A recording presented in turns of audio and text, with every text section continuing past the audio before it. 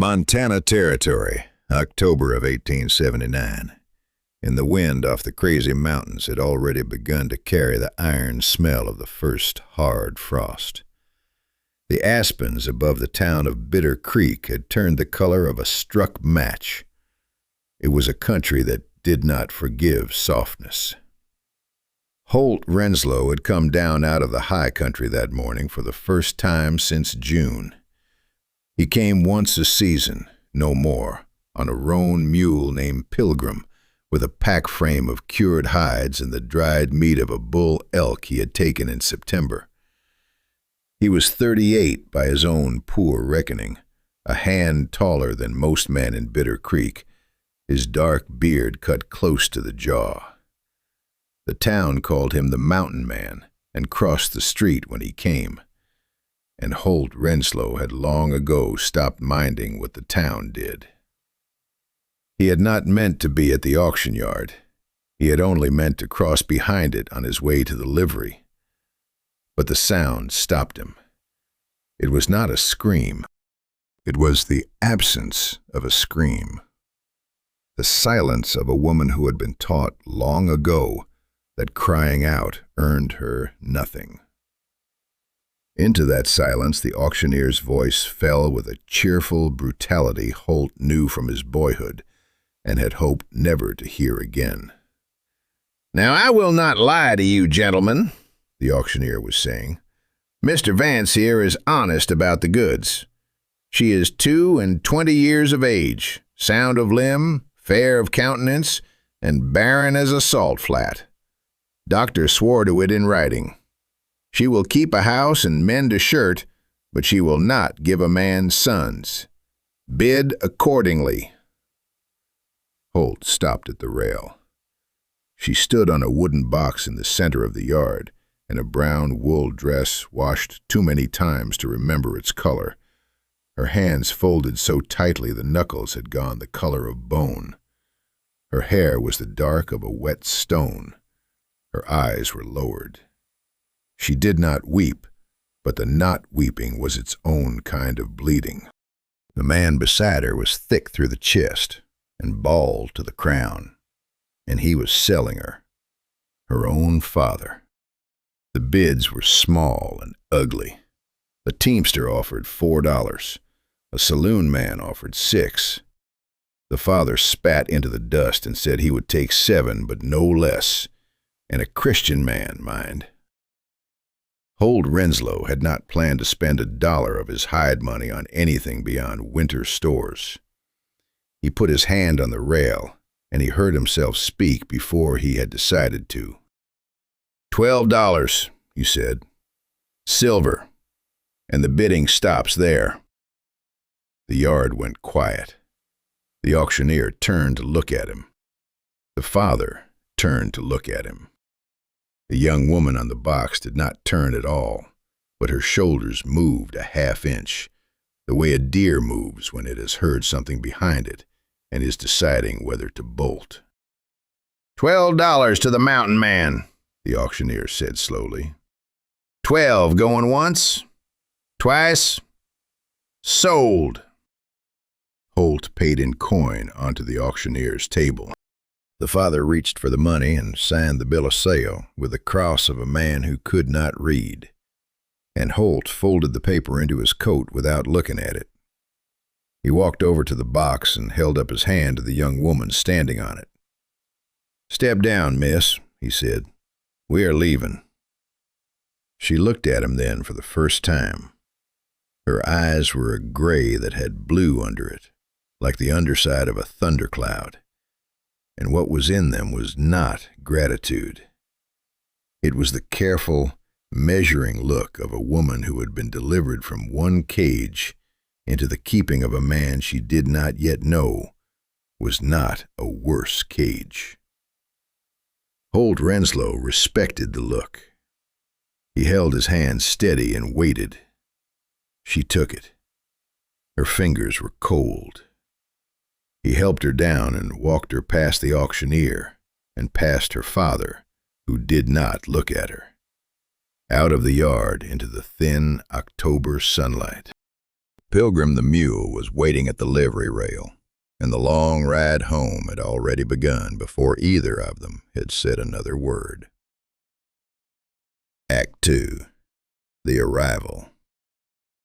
They rode out of Bitter Creek in the early afternoon, she behind him on a second mule, a quiet bay called St. Anne.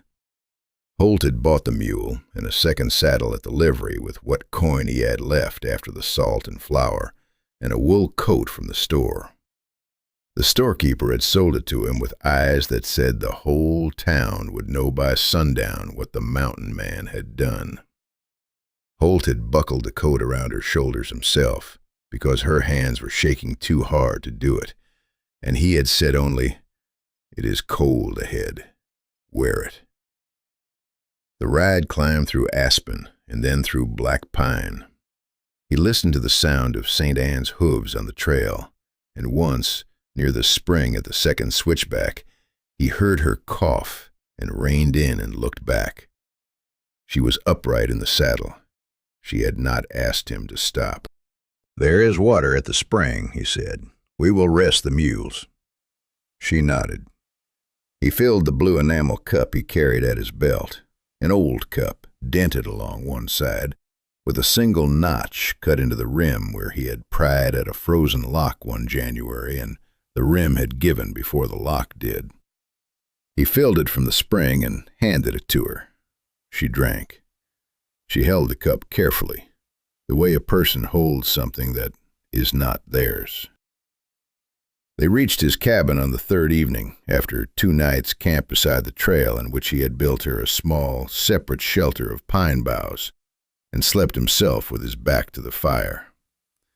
The cabin came up out of the dusk as a square of dark wood against a square of dark sky, a meadow in front, a stream behind running fast and cold all the year, a smoke shed, a woodshed, a small barn, and a porch of split pine that ran the length of the front wall. He helped her down. He carried her bundle, which was small. He opened the door. Inside the cabin was one large room. Stone fireplace at the western wall, plank table, 2 chairs, a bed in the corner under a wolfskin coverlet, a rifle on pegs above the door, and the smell of cedar smoke and dried sage. He had built it himself 10 winters past. He set down her bundle by the bed. "The bed is yours.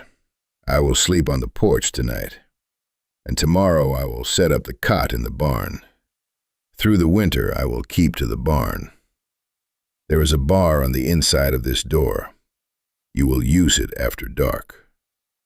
She turned to look at him. He thought she might speak. She did not. But she put her hand on the bedpost and steadied herself, and she nodded once, and the nod was not submission. It was acknowledgment. He fed her that first night. Beans, salt pork, bread from the storekeeper's wife. He set the blue cup beside her plate without saying anything. She ate slowly and looked up only once when he passed her the salt. After supper he went out to the porch and sat with his rifle, and inside he heard her wash the plates and put them away, and then he heard the bar of the door slide into place. He nodded to himself in the dark. In the morning he found her at the corral, watching his black mare. The mare was 4 years old and had been ridden only twice and had thrown him both times. The mare was watching the woman back. The woman stood at the rail with her hands folded, and the mare had come 3 steps closer than she ever came to him. The mare came another step. The woman did not move.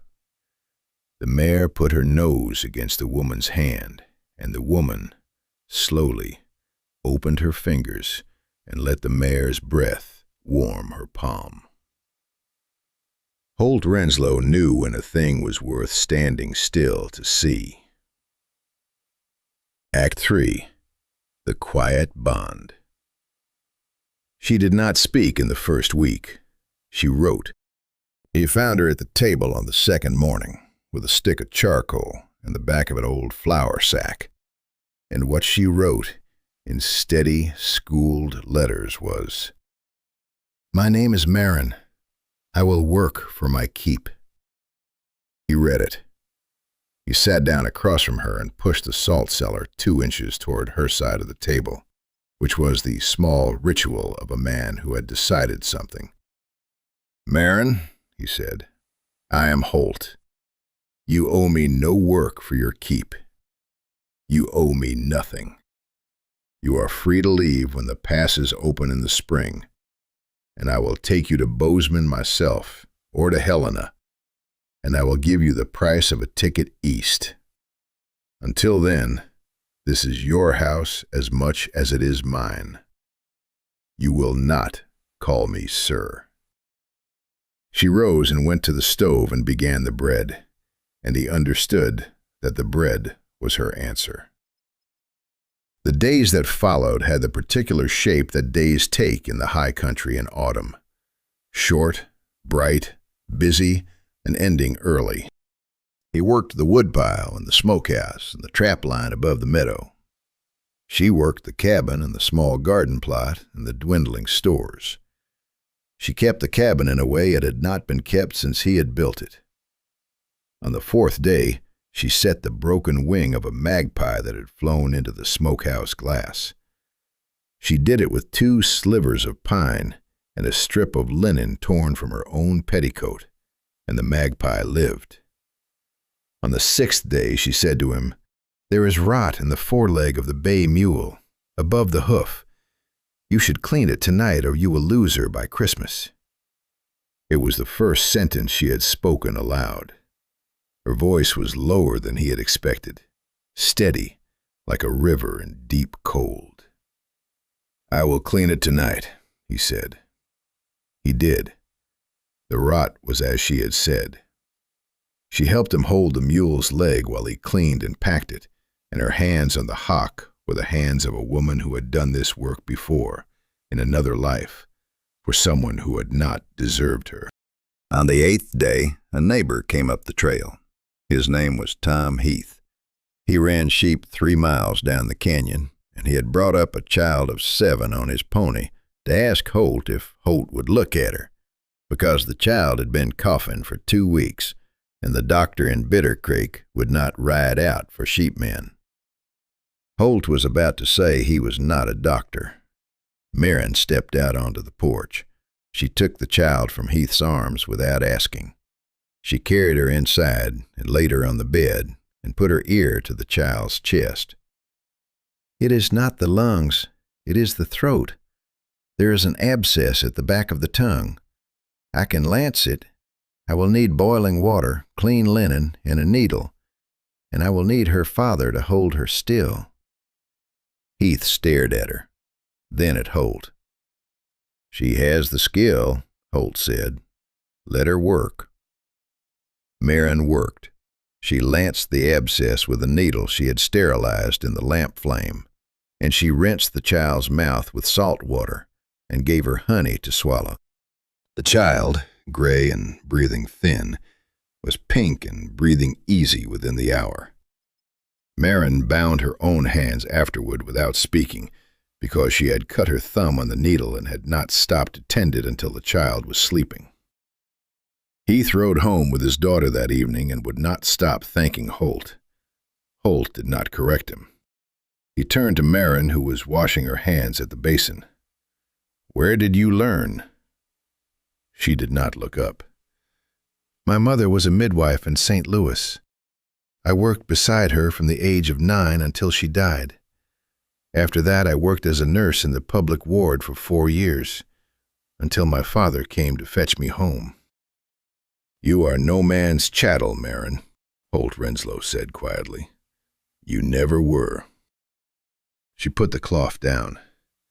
She looked at him for a long moment, and her gray eyes did a thing he had not seen them do before. They let go of the measuring, just for a second, and were only her eyes. Then she picked up the cloth and went back to her work. and Holt Renslow went out to split wood that did not need splitting, because a man needs sometimes to put his hands against something hard when his chest has gone loose. Mid-story engagement prompt. Before the world that had sold this woman remembered where she had gone, and it would remember soon enough, there was one more long, quiet stretch of high country days for Holt Renslow and the woman he had paid $12 for. If you have stayed with this story so far, stay a little longer. What comes next is the part that changes everything. And if you find yourself moved by stories of love that arrived sideways and refused to leave, the bell beneath this story is how we keep meeting like this. The wind off the divide turned colder by the second week of November. Act 4. The threat from outside. The first snow came on the morning the riders came up the trail. There were 4 of them. Holt heard them before he saw them. 4 sets of shod hooves on the frozen ground, coming up at a walk, deliberate. He set down the axe and walked to the porch and lifted the rifle from the pegs by the door. "Maren, bar the door behind me. Do not open it." He heard the bar slide. The lead rider was her father. The second was the auctioneer from Bitter Creek. The third and fourth were men Holt did not know, hired by the look of them with cheap pistols and good boots. They reined up at the edge of the meadow, and Vance stood in his stirrups and shouted across the snow. "Renslow, the girl, we are taking her back." Holt stood on the porch with the rifle across his arm. He did not raise it. He did not lower it. "You sold her," he said. "I have the paper." "The paper was wrote wrong," Vance shouted. "There is a man in Helena willing to pay $40 for her, sight unseen. You bring her out. We will give you back your 12 and another 4 for your trouble." Holt did not move. "You sold her," he said again, the same quiet way. "Right off my land." "That is my daughter," Vance shouted. "That is a free woman," Holt said. "She has been free since the moment your name went on that bill of sale. Ride off my land, Vance, or do not. It will go one way for you, either way." The auctioneer, who had some sense, put his hand on Vance's bridle. The 2 hired men shifted in their saddles. One looked at the rifle in Holt's hands and clearly thought $4 was not enough. Vance cursed. "You are a fool, Renslow. She cannot give you a son. The doctor swore it. You are throwing your name away for a useless woman." "My name," Holt Renslow said very quietly, "is mine to throw." He raised the rifle. He did not fire it. He held it level. "Off my land, Vance. Last time I will say it." They went. He stood on the porch until the dust of them had settled down the canyon, and then he stood there longer, until the cold had worked through the wool of his coat. Then he turned and tapped on the door and said, "It is over, Maren." The bar slid back. The door opened. She was standing in the middle of the room. She had a kitchen knife in her hand.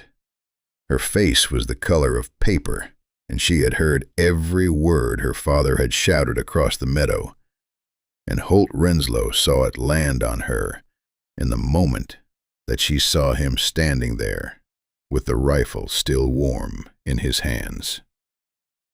She did not speak. She set the knife down on the table. She walked to the row of pegs by the door, and she took down his coat, which had snow on the shoulders, and she shook the snow off and brushed it down with the flat of her hand and hung it back up. She did it all without looking at him, because her hands were doing the work her voice could not yet do. When she was done, she stood at the pegs with her hand still on the wool of his coat, and her shoulders were shaking the smallest amount. And Holt Renslow understood that what she could not say was, "Thank you," and what she could not say was, "I am worth this much to you." And he understood it because silence is a language a man alone learns to read. He took off his hat. He set it on the table. "There is coffee on the stove," he said. "I will pour you a cup." He poured it into the blue enamel cup with the notched rim, and he set it on the table beside her, and he went out to put up the rifle and feed the mules, and he left her alone with the cup and the coat and the quiet, because some thanks are not for the witness. Act 5. The Revelation. It was 3 nights later, at the table after supper, that she told him. The fire had burned down to a steady red. The wind outside had gone still in the way it goes still before more snow. She had set the dishes aside, folded her hands on the table, the same way she had folded them on the box at the auction yard, and looked at him across the lamplight. "Holt, I cannot give you children, sir." He looked at her. "You called me sir."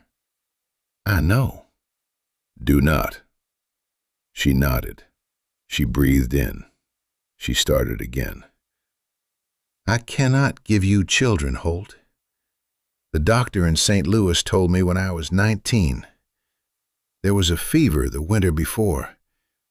They did not know what to do for it then, and it took the part of me that would have made a child. My father knew. He took me out of the public ward when he could no longer marry me off in the city, and he has been selling me down a chain of men for 3 years. You are the 7th. The other 6 sent me back. The last one beat me for it. My father heard there was a buyer in Helena who did not care, and that was where I was going when you saw me on the box." She stopped. She had not cried. She did not now. "You paid $12 for me. I will not have you spend the rest of your life thinking you saved a woman who could repay you in the only way a wife is meant to. I will not have you wake up at 50 and know your name dies with you. You can have a son. You should send me to Helena in the spring and find a woman who can give you the family you are owed." She unfolded her hands. She put them flat on the table.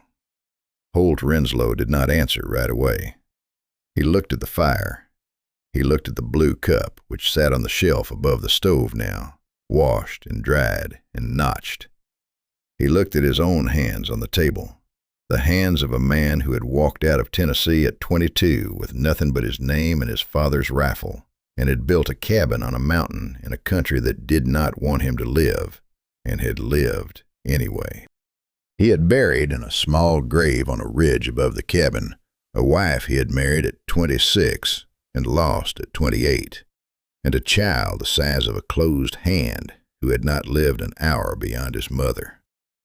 He had not spoken of them aloud in 9 years. He spoke of them now. "I had a wife, Maren," he said. "Her name was Ada.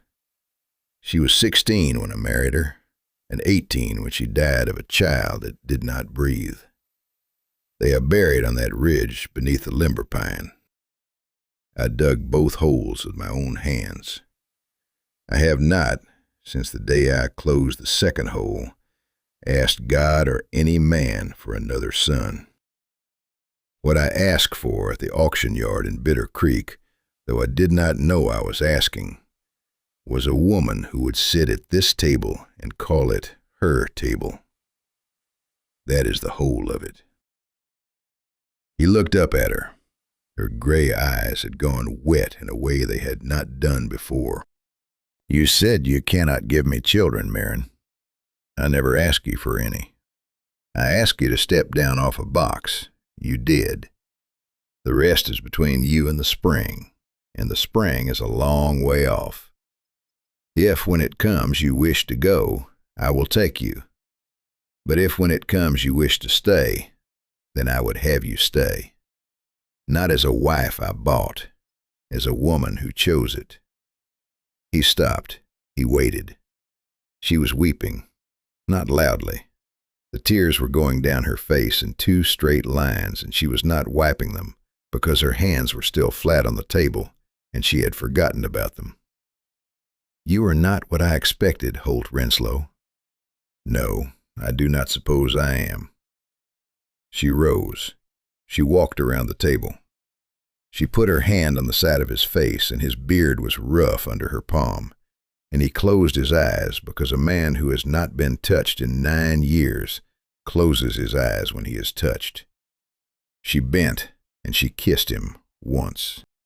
It was a short kiss and a quiet one, and what broke open inside her in that moment was something that had been locked for a long time. And what he understood was that he had been seen, finally, by a person who had every reason in the world not to look. When she straightened, she said, "My name is Maren Vance. I would like to be called Maren Venslow, if you will have me." "I will have you, Maren," he said. "I would be glad to." Act 6. The Climactic Threat. They were to be married in the spring at the chapel in Bitter Creek, but the winter had its own opinions. The riders came back in the 2nd week of December. There were 6 of them this time. Vance had hired 2 more men in Helena with the $40 that had been offered him from Maren. The auctioneer had not come. He had decided that $12 and his own skin were worth more than further argument. Holt heard them on the trail at dusk, and he had time only to push Maren behind the woodpile in the yard and hand her the 2nd rifle. "Stay low. Do not come out, no matter what." He went to meet them. The fight was short and ugly. Holt Renslow had been a soldier once, and had not forgotten any of it. He took the first man with the rifle from the porch, and the second from behind the smokehouse. The third man's horse threw him into a fence post and broke his neck, and the fourth surrendered. The fifth, one of the new ones, hired in Helena, got close enough to fire twice and put a ball into the meat of Holt's left side, low above the hip. Holt went down on one knee. The fifth man was 3 steps from him with a second pistol when Maren stepped out from behind the woodpile and shot him. Her mother had taught her to handle a rifle in the summers of her girlhood in St. Louis. She had not held one in 5 years. She held this one steady. She fired once and the man fell, and she did not move until she was certain he was not getting up. Vance was the 6th. He had stayed back of the rest, older and slower, and when he saw what his daughter, whom he had sold 7 times, had been all along, he tried to ride away. He did not get far. The 4th man, the one who had surrendered, was happy to ride into Bitter Creek and bring back the territorial marshal, who was glad to know that the man who had been buying and selling his own daughter up and down the territory for 3 years was finally in a country where there was a law that would hold him. Vance was hanged in February in Helena. The marshal sent the news up to the cabin by way of Tom Heath, who brought it along with a side of mutton. Holt convalesced. The wound was clean by the grace of Maren's hands. She had cleaned it the night of the fight, stitched it the morning after with the same steady fingers that had set the magpie's wing and lanced the child's throat, and she had stayed awake for 3 nights while the fever rose in him and finally broke. He woke on the 4th morning to her face above his, a cool cloth on his forehead, and the blue cup with the notched rim at his bedside full of broth. "You stayed," he said. "I stayed," she said. He closed his eyes again because he was tired, and because she was there, and because for the first time in 9 winters he was not alone in the cabin, and the cabin felt, finally, like the thing he had built it to be. Act 7. Resolution and Epilogue. By spring, the snow had gone from the meadow. By summer, the wedding had been held, not at the chapel in Bitter Creek, because Bitter Creek had not earned her, but at the river bend below the cabin, with Tom Heath and his wife and his daughter and a circuit preacher from Livingston, who did not ask questions and was paid in smoked elk and a jar of Maren's honey.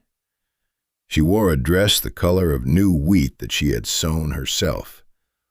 Holt wore a shirt she had stitched him for Christmas, with his initials worked into the collar in thread the same blue as the enamel cup.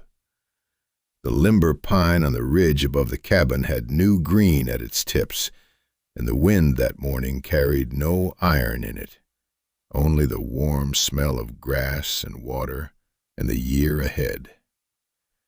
Bitter Creek had, in its slow way, come around to her.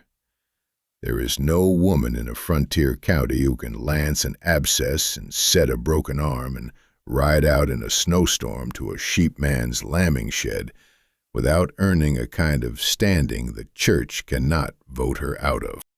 The town learned to call her Mrs. Renslow, and to mean it. Maren came down once a season with Holt now, carried her midwife's bag, and was sent for from 3 counties. They did not have children of their own. The doctor in St. Louis had not been wrong, and Maren had not let herself hope otherwise, and Holt had never asked. But in the 4th winter, a woman in the canyon below them died in childbirth in a snowstorm, and the husband could not feed the infant. Maren rode down through the storm and brought the child back wrapped in her own coat. The child slept that first night in the bed beside Holt Renslow, on the wolfskin coverlet, and Maren sat in the chair beside the bed and did not sleep at all, only watched. Holt watched her watching, and in the morning he said, "We will keep her if the Father will let us. We will keep her and raise her." The Father let them. He had 4 others. He could not have fed a 5th. They named her Ada, after the wife buried on the ridge, because Maren had asked it, and Holt had not been able to speak when she did. The limber pine on the ridge had grown another foot, and the small grave beneath it was no longer the only place the family kept. Maren went there sometimes in the long evenings of summer, and put her hand on the bark of the tree, and spoke quietly to a woman she had never met, but had inherited the place of.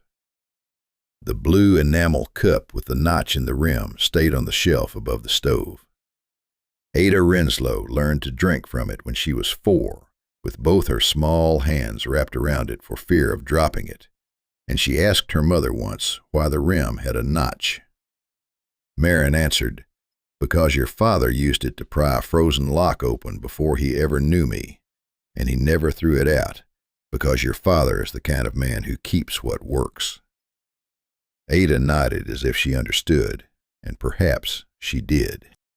If your heart has ever leaned toward a story where love arrived quiet and stayed long enough to change everything, then this story was for you.